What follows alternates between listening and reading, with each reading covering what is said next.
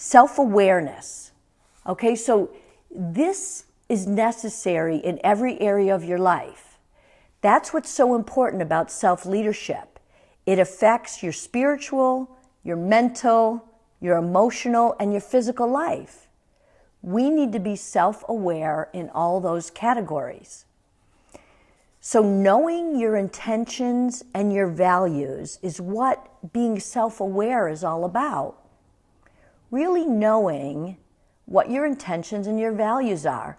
Intuitively, I think so many of us sit around and say, well, I know what my values are and I know what my intentions are. But in order to manage your mind and your emotions, I'm going to teach you about self-talk, because self-talk is critical if you're going to manage your mind and your emotions. Studies show that anything you give meaning to will determine your feelings and drive your behavior. Does that make sense? The things you give meaning to will drive your feelings and drive your behavior. One of the things I learned the hard way through my cancer journey, and you might have heard me talk about this before, is that once I got that diagnosis, I began to have all these thoughts. I began to have scary thoughts. And what I ended up doing was hiring an expert in the brain training category who was able to show me that I could change my thoughts, thereby managing my emotions and changing my behavior, changing my fear. I was so concerned about what was going to happen to me that I actually had to untangle that process. You know, Wayne Dyer, D-Y-E-R, says that when you change the way you look at something, the thing you look at changes. Does that make sense? So with my cancer journey, I changed the way I looked at it. I was thinking of it in terms of my mom's cancer journey. We were diagnosed with the same kind of cancer. So I immediately put myself in her life and in her situation.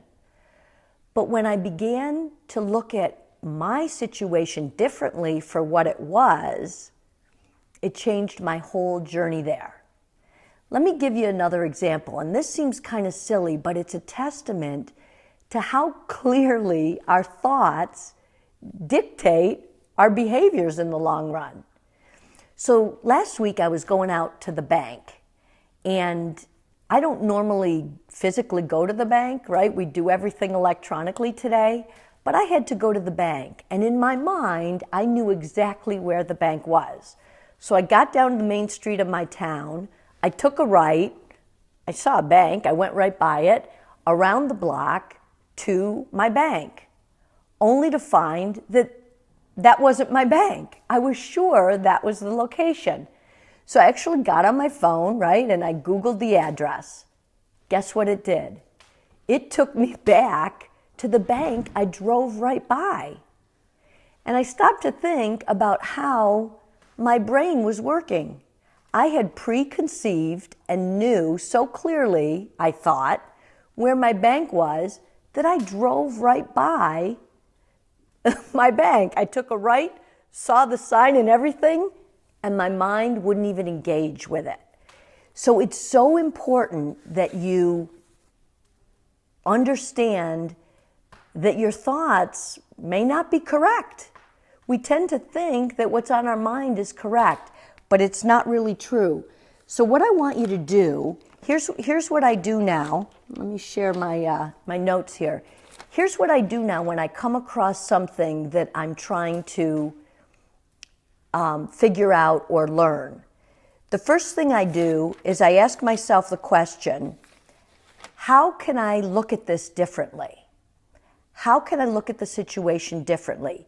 Is there someone who's been through this situation before and it turned out okay, or they had a solution for it? So ask yourself, how can I do this differently?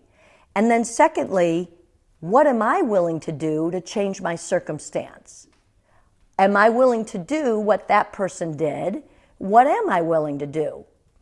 And then go through that in your mind about what you're really going to do to change your circumstance. Be self-aware. Understand that your thoughts become your emotions, become your behaviors. It's scientifically proven.